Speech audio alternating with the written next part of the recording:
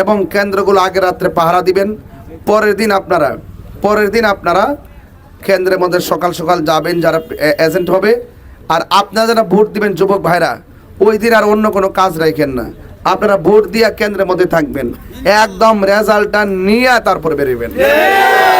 ঠিক আছে কিনা যুবক ভাইরা? যুবকরা কি পারবে না? ওই দিন রাত্রে 12টার পর কি যুবকরা ফুটবল খেলে নাই? ট্রাইব্রেকারে কি জয় পরাজয় নির্ধারণ হয় নাই?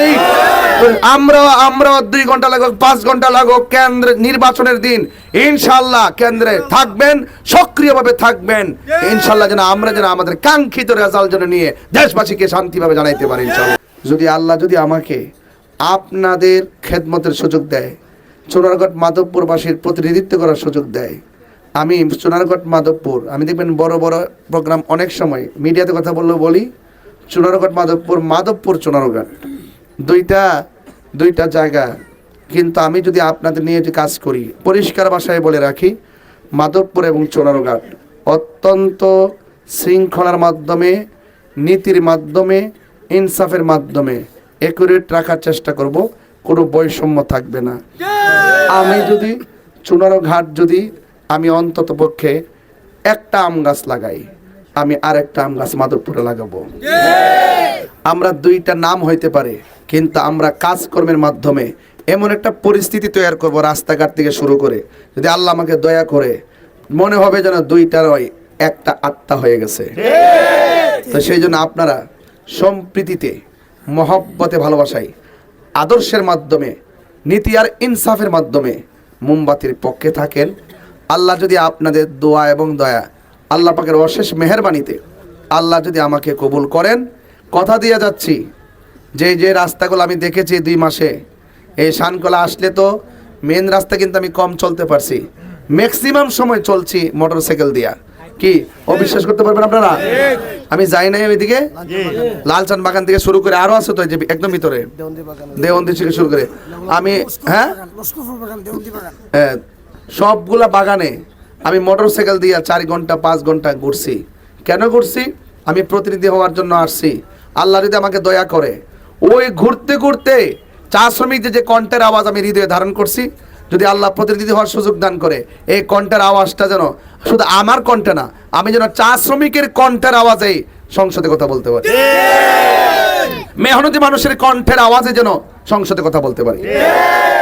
সেই জন্য আপনারা অনেক কৃতজ্ঞ। আপনারা বাকি যে 2টা দিন আছে, আপনারা দয়া করে সব এক থাকবেন, ওয়ার্কের মাত্রাগুলো আরও বাড়াই দিবেন, ঘরে ঘরে পৌঁছবেন, স্লিপগুলো সবগুলো পৌঁছাই দিবেন এবং কেন্দ্রগুলো আগে রাত্রে পাহারা দিবেন। পরের দিন আপনারা কেন্দ্রের মধ্যে সকাল সকাল যাবেন যারা এজেন্ট হবে। আর আপনারা যারা ভোট দিবেন যুবক ভাইরা, ওই দিন আর অন্য কোনো কাজ রাখেন না, আপনারা ভোট দিয়া কেন্দ্রের মধ্যে থাকবেন, একদম রেজাল্টটা নিয়ে তারপর বেরোবেন। ঠিক আছে কিনা যুবক ভাইরা? যুবকরা কি পারবে না? ওই দিন রাত্রে 12টার পর কি যুবকরা ফুটবল খেলে নাই? ট্রাইব্রেকারে কি জয় পরাজয় নির্ধারণ হয় নাই? আমরা 2 ঘন্টা লাগুক 5 ঘন্টা লাগুক কেন্দ্রে নির্বাচনের দিন ইনশাআল্লাহ কেন্দ্রে থাকবেন, সক্রিয়ভাবে থাকবেন ইনশাআল্লাহ, যেন আমরা আমাদের কাঙ্ক্ষিত রেজাল্ট যেন নিয়ে দেশবাসীকে শান্তিভাবে জানাইতে পারি ইনশাআল্লাহ। 12 তারিখ সারাদিন মোমবাতিতে ভোট দেন। 12 তারিখ সারাদিন মোমবাতিতে ভোট দেন। 12 তারিখ সারাদিন মোমবাতিতে ভোট দেন। 12 তারিখ সারাদিন মোমবাতিতে ভোট দেন। সবাই আমার জন্য দোয়া করেন, আমিও আপনাদের জন্য দোয়া করি।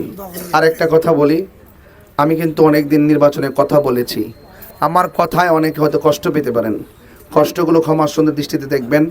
আসলে আমি সত্যিকার অর্থে যদি বলি, আমি ওয়াজ মাহফিল করে, আপনারা জানেন সারা বাংলাদেশে অনেক সম্মান আমার করে, অনেক এমপি মন্ত্রী রাষ্ট্রতন্ত্রের গুরুত্বপূর্ণ জায়গা আমার যথেষ্ট সম্মান করে।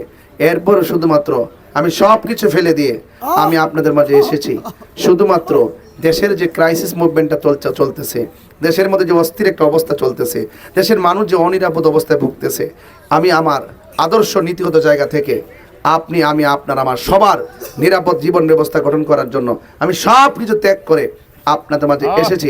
আর আপনারা আমাকে যেভাবে রিসিভ করে আমার সাথে কাজ করেছেন, আমি একটা টাকা 2টা টাকা 5টা টাকা আজকে কেউ বলতে পারবে না এতগুলো গণসংযোগ করেছি, 1টা টাকা আমি দিয়েছি। আপনারা সবাই অন্তরস্থল থেকে আপনারা যেভাবে নিজে খেটে খেটে কাজগুলো করেছেন, মনে থাকবে আপনাদের কথা এবং আপনাদের সাথে মিশে থাকবো ইনশাল্লাহ, আপনাদের সাথে চলবো ইনশাল্লাহ, সুখে দুঃখে আপনাদের পাশেই থাকবো। 12 তারিখের আগে যেমন আছি 12 তারিখের পরে তেমন থাকবো ইনশাল্লাহ। আমরা একসঙ্গে থাকবো, একসঙ্গে লড়বো ইনশাল্লাহ। সবাই ভালো থাকবেন, সুস্থ থাকবেন এবং মা বোনদেরকে আমার সালাম দিবেন।